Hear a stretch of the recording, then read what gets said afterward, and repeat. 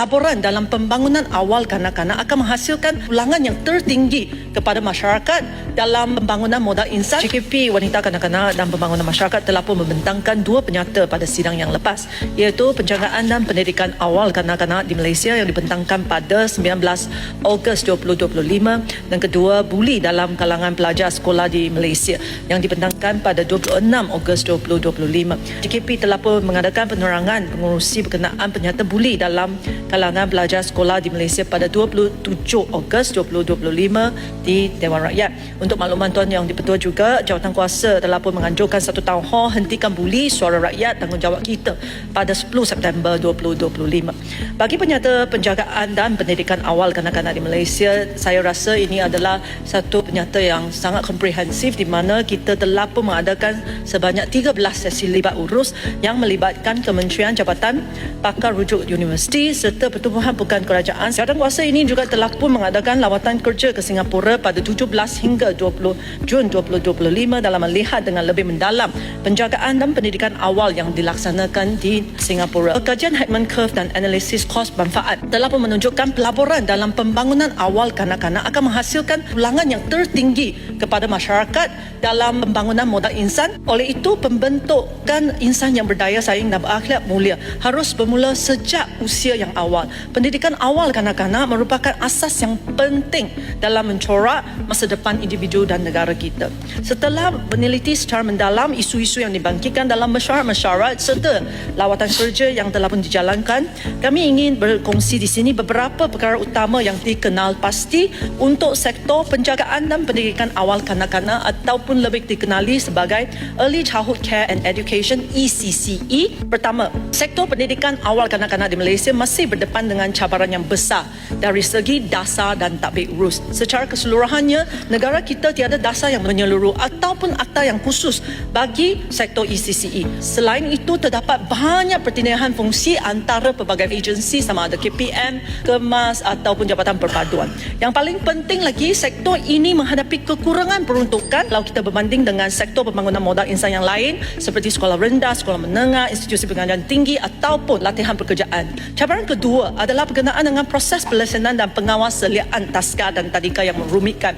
Peraturan dan pelesenan dan garis panduan premis adalah tidak seragam dan dia berbeza dari satu pihak berkuasa tempatan ke PBT yang berbeza dan birokrasi adalah sangat membebankan. Dalam sesi libat urus kita dengan pengusaha-pengusaha ECCE, kita sentiasa dengar aduan ini berkenaan dengan birokrasi untuk mendapatkan pendaftaran, untuk mendaftarkan premis mereka, untuk mendaftarkan perniagaan mereka. Ini adalah sangat menyulitkan dan kadang-kadang mereka give up. Ini telah pun menyebabkan kadar pendaftaran taska dan tadika swasta sebenarnya adalah sangat rendah kalau kita banding dengan apa yang sebenarnya ada di negara kita. Kita perlu sedar bahawa kalau kita menjadikan regulation terlalu rumit, orang tak boleh comply, dia menjadi tidak lesen, ini akan meningkatkan risiko keselamatan kepada kanak-kanak kita.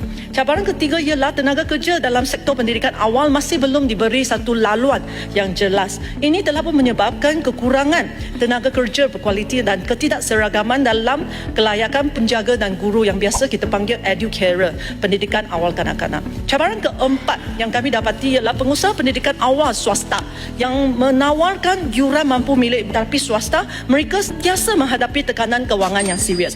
Kos operasi yang tinggi, pelbagai levy, caruman agensi, tiada subsidi daripada kerajaan telah pun menjejaskan kelangsungan operasi mereka.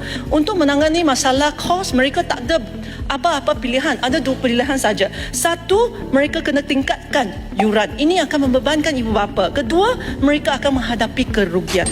Inilah situasi banyak operator dan pengusaha di luar sana. Akhir sekali, JKP juga ingin menekankan bahawa masih wujudnya jurang yang ketara dari segi akses, kualiti dan kemudahan ECCE antara kawasan bandar, luar bandar, pinggir bandar serta antara penyedia awam, swasta mampu milik, maksudnya swasta yang bagi sikit yuran yang mampu milik dan juga swasta kayangan. Mereka yang boleh bayar dengan lebih tinggi, mereka dapat kualiti yang lebih baik. Dalam masa yang sama, cabaran berkaitan dengan kekurangan zat makanan dan kadar bantuk dalam kalangan kanak-kanak turut membimbangkan.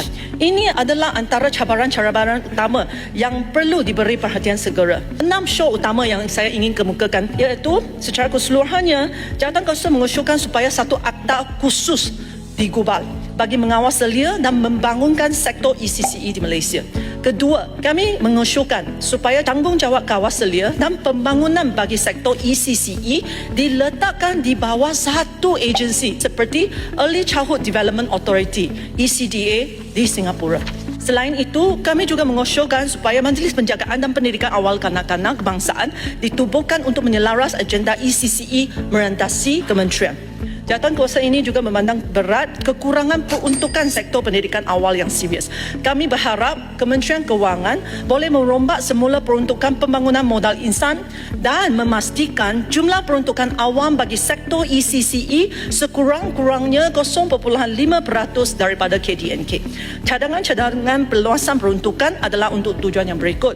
Satu, memberi geran tetap tahunan kepada pengusaha taska dan tadika swasta yang tidak berorientasikan keuntungan dan mampu milik yang layak, menyediakan premis ECCE awam yang mencukupi. Ketiga, mewujudkan skim insentif kewangan dan bukan kewangan kepada taska dan tadika yang berdaftar. Keempat, memperluaskan subsidi yuran taska dan tadika pada keluarga yang layak. Kelima, menyelaras dan meningkatkan kualiti skim latihan pengasuh dan pendidik awal kanak-kanak educarer bagi meningkatkan kualiti dan profesionalisme mereka. Dan akhirnya, keenam, meningkatkan kadar bantuan makanan bagi prasekolah mengikut kadar semasa. Khususnya Jawatankuasa ingin mencadangkan supaya bantuan makanan di prasekolah di Sabah dan Sarawak boleh dinaikkan kepada RM5 per kapita setiap hari dengan segera. Selain itu, Jawatankuasa ini juga ingin mengesyorkan supaya semua tabika perpaduan di bawah Jabatan Perpaduan diserap masuk di bawah KPM supaya kita boleh mengoptimumkan sumber kerajaan.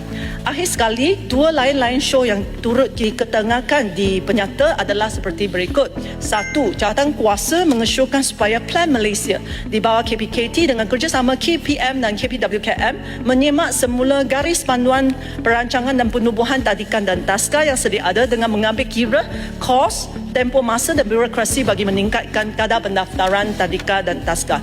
Yang kedua, Jawatankuasa juga mengesyorkan supaya KPM menetapkan dan menyelaras standard kelayakan dan persijilan semua guru pendidikan awal kanak-kanak di bawah KPM, Kemas dan Jabatan Perpaduan bagi menyelaraskan mutu serta tahap profesionalisme secara menyeluruh merentasi agensi. Secara ringkas, pendidikan awal kanak-kanak memerlukan pendekatan yang menyeluruh dan peruntukan yang mencukupi. Jawatankuasa berharap dengan usaha-usaha ini, kita dapat membentuk satu ekosistem ECCE yang lebih inklusif, lebih berkualiti dan mampan.